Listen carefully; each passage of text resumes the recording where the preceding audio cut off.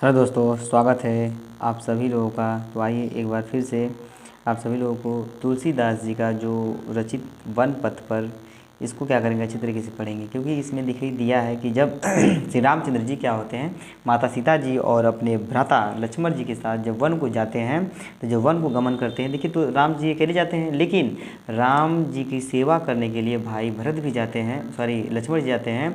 और माता सीता भी कहते हैं कि मैं तो आपकी अर्धांगिनी हूँ, जहाँ आप रहेंगे वहाँ मैं भी रहूँगी, तो वो भी क्या होती है, चली जाती हैं।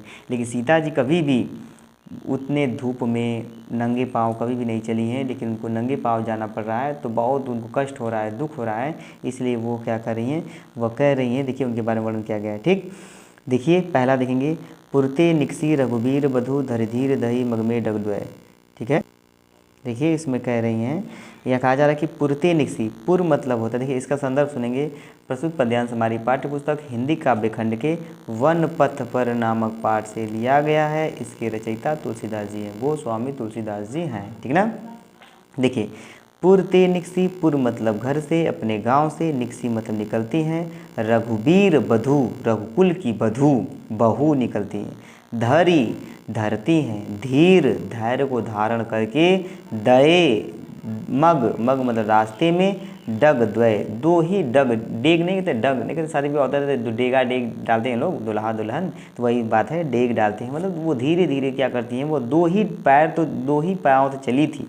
ठीक ना, यानी देखिए, यानी अपने गांव से, घर से, रघुकुल की बहू सीता जी धैर्य को धारण करके दो पग ही, मग मग मतलब रास्ते में दो पग ही चली थी। झल की भरी, झल की भरी भाल कनि जल की, पूट सुखी गए मधुराधर वै। यानी झल की भरी भाल, माथे पे झलक जाता है जल के कण, अर्थात पसीना। उनके जैसे ही घर से बाहर निकलती तो उनके माथे पर पसीना तुरंत आ जाता है। झलकी मतलब झलक जाता है, आ जाता है माथे पर जल के कण को, जल के कण मतलब पसीना उनके माथे पर आ जाता है।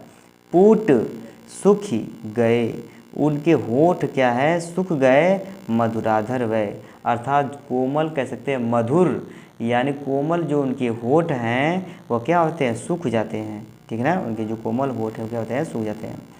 फिर बूझती हैं, फिर पूछती हैं श्री राम जी से, चलनो अब केत की, हे स्वामी अब कितना चलना है।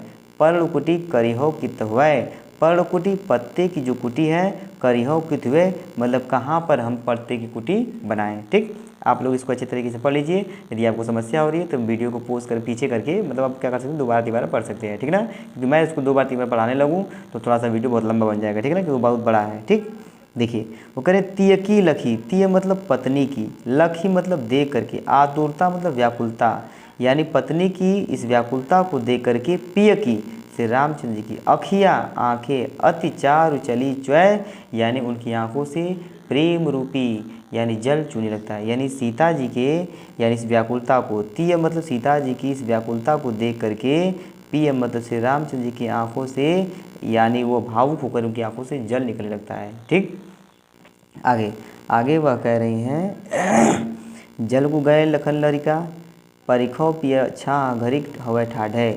जल को गए लखन लरिका, लरिका मतलब लाने के लिए, जल को गए हैं कौन, लखन, या लक्ष्मण जी जल लाने के लिए गए हैं। तब तक परिखो पिय, हे प्रिय मेरे प्रियतम, परिखो मतलब उनका क्षण भर के लिए हम लोग क्या करते हैं, प्रतीक्षा कर लेते हैं। छा घरिक हवै ठाढ़े, खड़े खड़े इस छा में, घरिक मतलब क्षण भर क्या करते हैं, उनकी प्रतीक्षा कर लेते हैं। देखिए वह कह रहे हैं कि जल को गए, यदि लक्ष्मण जी क्या है, जल को लाने के लिए गए हैं, तो हम कुछ क्षण के लिए उनकी प्रतीक्षा कर लेते हैं। छा मतलब छा में, घरिक मतलब कुछ घर, कुछ क्षण के लिए, हवाई ठाढ़े मतलब ठड़े ठड़े, ठड़ा ठड़ा छाँव में उनका कुछ समय के लिए प्रतीक्षा कर लेते हैं। अब वो कह रही हैं कि पोछ पसी बयारी करो, पसीना आपका बैठिए पोंछ देती हूँ, और तुम्हें मैं अपने आंचल से बयार मतलब पंखा कर देती हूँ, और पाँव पखरियों भुभूरी डाढ़े, अर्थात गर्म बालू से मैं आपके पाँव को क्या कर देती हूँ, पखार देती हूँ। चलते चलते आप भी थक गए होंगे, इसलिए आइए बैठिए, मैं आपके यानी पैरों को गर्म बालू से क्या करती हूँ, पखार देती हूँ। क्लियर, आगे तुलसी रघुबीर प्रिया समझान के विलम्ब लव कंटकारे। अब देखो श्री रामचंद्र जी उनकी बातों को जान जाते हैं। तुलसी रघुबीर, रघुबीर में श्री रामचंद्र जी प्रिया अपनी पत्नी को श्रम मतलब थकी हुई जान करके, अपनी पत्नी को थकी हुई जान करके वह क्या करते हैं, बैठी, उनको बैठा करके, विलंब बहुत देरी से लवकंटक काढ़े, और उनको बैठा करके उनके पैरों के कांटा क्या कर लेते हैं, निकाल लेते हैं, विलंब से, कहीं चलो थक गई हो, चलो तुम्हारे पैरों का कांटा निकालते हैं। जानकी ना हको नेह लखियो, जानकी ना हको यानी जानकी यानी सीता जी के प्रेम को, ना हको नेह लखियो देख करके, पुलको तनु बारी बिलोचन बाढ़े, यानी पुलको तनु यानी शरीर पुलकित हो जाता है, बारी बिलोचन बाढ़े, और उनकी आंखों में क्या होता है, आंसू बहने लगता है, ठीक ना। यानी श्री जानकी के प्रेम को देख करके श्री रामचंद्र जी यानी उनके शरीर प्रसन्नचित हो जाता है और आंखों से जल चूने लगता है। क्लियर। आगे दिया है कि रानी में जानी अजानी महापवि पाहा न हो तो कठोर ही वो है, राजा हो काज कियो न जानियो कहियो तिय जाने कान कियो। अब देखो यहाँ पे रास्ते में जा रहे हैं तो बहुत सारी गांव की स्त्रियां उनको ताना मार रही कह रही हैं कि रानी में जानी अज्ञानी महा, हे रानी मतलब कैकेयी को सब लोग कह रही हैं कि हे रानी मैं जान गई हूँ कि अज्ञानी महा तुम बहुत महामूर्ख हो, अज्ञान हो, पविपाहन हो तू कठोर ही हो, तुम्हारे वज्र के समान, पत्थर के समान, वज्र के समान तुम्हारे क्या है, कठोर ही हो मतलब हृदय हैं, तुम्हारे कठोर पत्थर के समान, वज्र के समान कठोर हृदय हैं। राजहु काज अकाज न जानियो, राजहु राजा के काज, राजा भी राजा दशरथ को काज अकाज न जानियो यानी इस कार्य को बेकार अकाज न जान करके, कहियो तिय कि जिनकान कियो, कहियो यानी तीय मतलब पत्नी की कहने पर उनकी बातों को क्या कर लिए हैं, मान लिए, ती जिन कान कियो उनकी बातों को मान लिए, कान मतलब मर्यादा, उनकी बातों को कह सकते हैं मान लिए। यानी राजा भी इस काज को अकाज न जान करके अपने पत्नी के कहने पर यानी उनकी बातों को मान लिए हैं। ऐसी मनोहर मूर्ति बिछड़े कैसे प्रीतम लोग जियो है। अब देखिए वो कह रही है कि ऐसी मनोहर मन को मोहने वाली मूर्ति ऐसी है, इससे बिछड़ने के बाद कैसे प्रीतम लोग, इनसे प्रेम करने वाले लोग कैसे किस प्रकार जी रहे होंगे। ये कौन कह रहा है, तो वो गांव की स्त्रियां हैं, ठीक ना।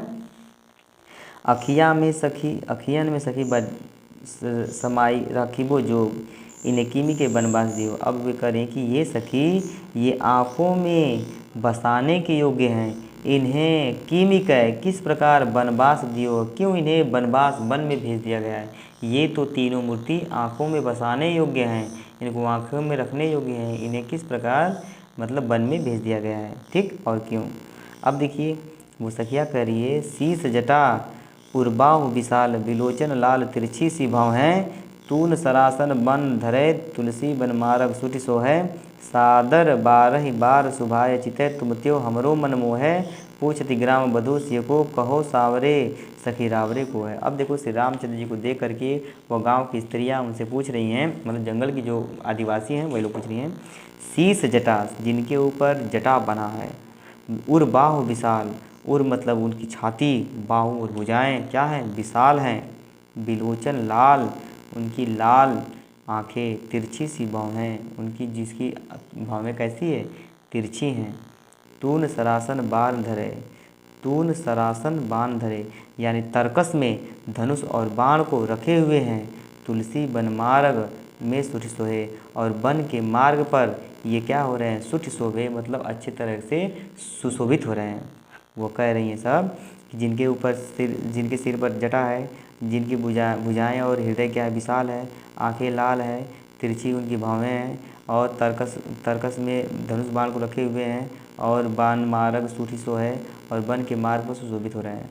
वो पूछ रही हैं कि सादर बार है बाय सुभाय चितय, चितय मतलब वो तुम्हें देख रहे हैं तो वो बहुत सुशोभित हो रहे हैं, तुम त्यों हमरो मन मोह है, तुम्हारा तो तुम्हारा हमारा भी वह क्या कर रहे हैं, मन को मोह रहे हैं। वो चितय तुम, अब देखो यहाँ का चितय तुम मतलब तुम्हें बार बार क्या कर रहे हैं, वह श्री रामचंद्र जी करें तुम्हें वो क्या करें, बार बार वह चिताओं मतलब तुम्हें देख रहे हैं, तो हमरो मन मोह है, तो हमारे मन को भी क्या कर रहे हैं, मोह रहे हैं।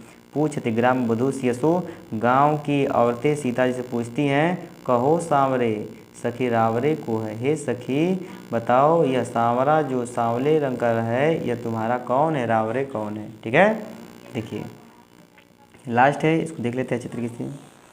सुनि सुंदर बैन सुधार सयाने सयानी है जानकी जानी भली, तिरछे करि नयन दसायन तिन्हे समुझाई कछु मुस्काई चली। तुलसी ते अवसर सोहै सबय अवलोक लोचन लाहुवली।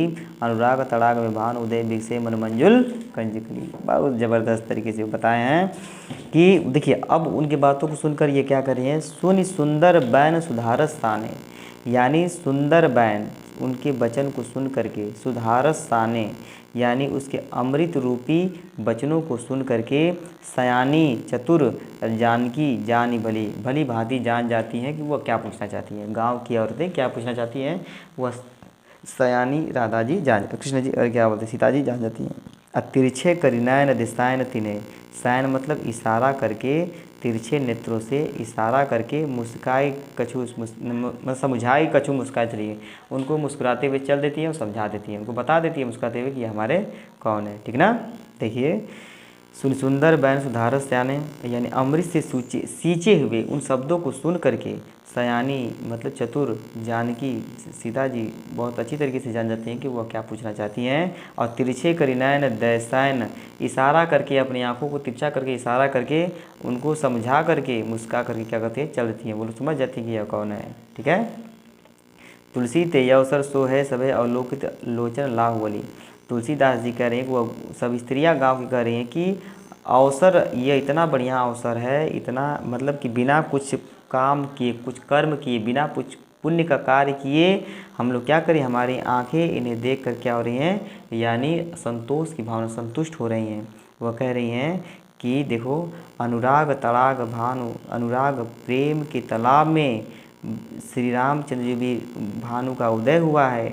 बिगसी मन मंजुल कंजकली, हमारे मन रूपी कमल कलियाँ क्या हो गई हैं, खिल गई हैं। वो कह रही हैं सब स्त्रियाँ कि श्री रामचंद्र जी को प्राप्त करना यानी पुण्य का काम, पुण्य करने के बाद प्राप्त होते हैं, लेकिन हम लोग को ऐसे ही अवसर मिल गया, प्राप्त हो गया है, जिन्हें देख करके हमारी आंखें संतुष्ट हो गई हैं।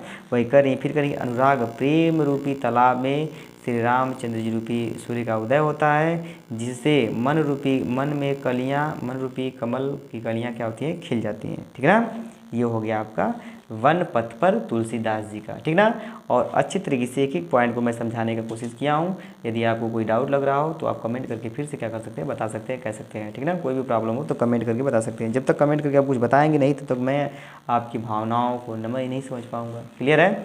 ठीक। तो इतना हो गया। बहुत बहुत धन्यवाद, क्योंकि आप लोगों ने मेरे वीडियो को अंत तक देखा है। ठीक ना। तो अंत तक देखने के लिए वीडियो को बहुत बहुत धन्यवाद। ठीक। और आप सभी लोग से ये रिक्वेस्ट है, यदि आप मेरे चैनल पर पहली बार आए हैं तो मेरे चैनल को सब्सक्राइब करें, लाइक करें और अपने दोस्तों को भी क्या करें, शेयर करें। ठीक ना।